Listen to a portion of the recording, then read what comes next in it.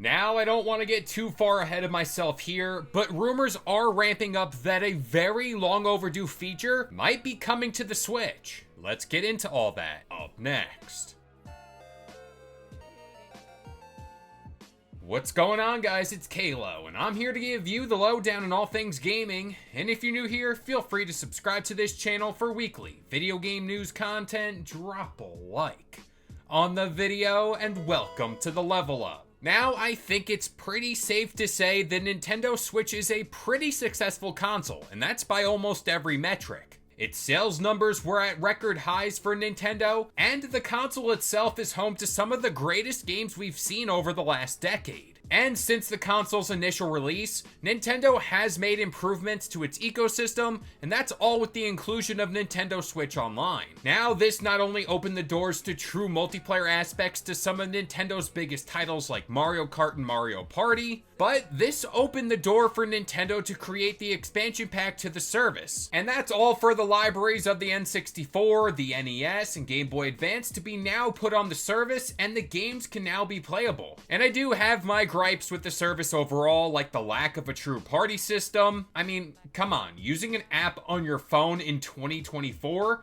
That's kind of crazy. But simply put, PlayStation and Xbox are doing a whole lot better in the online thing, and Nintendo is severely behind.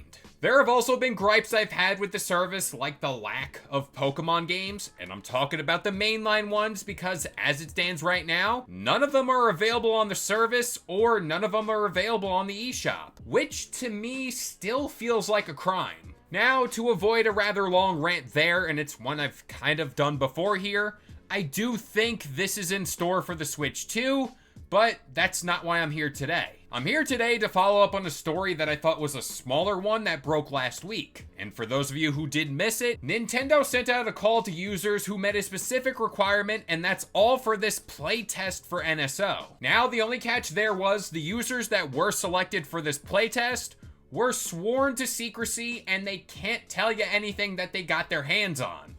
At least as of right now. And to kind of touch on that real quick, it's nice to think Nintendo lives in this perfect world where everyone kind of keeps their word, but out of the 12,000 or so that are selected, and this is all statistically speaking, I think someone's gonna spill the beans there. Now, some have speculated this could be the true party system we've all been waiting for. And hey, that would be great. Like I said, that's my main gripe with the service. But this new report coming out might be hinting to something even bigger. Now, this all ties into my one last gripe I have with Nintendo overall, and that's the lack of GameCube content currently available on NSO or just available on the Switch overall. I thought this would be a home run hit and kind of a no-brainer kind of thing to port these titles over to the Switch, because at that point, that is a license to print money. Everyone wants those games, everyone wants to take those games on the go.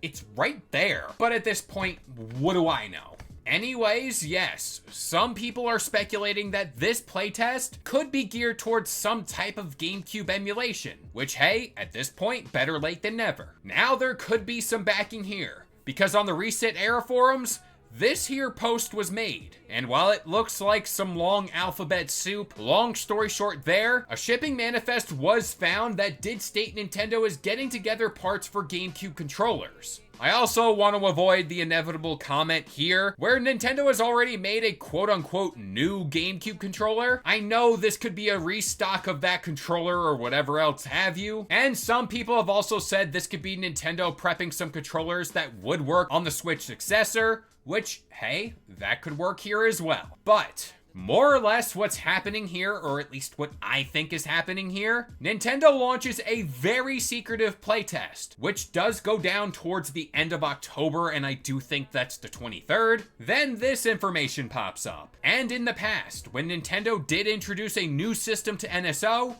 they would pair it with a controller for said console. They did that with the NES, they did that with the N64, and to this day, I still don't know how to hold that controller, but you kinda get what I'm putting down here. So things are starting to add up, at least in my perfect world here, but at the very least, I'm gonna hope for the best. But with all that being said, I'm gonna pass this off to you guys.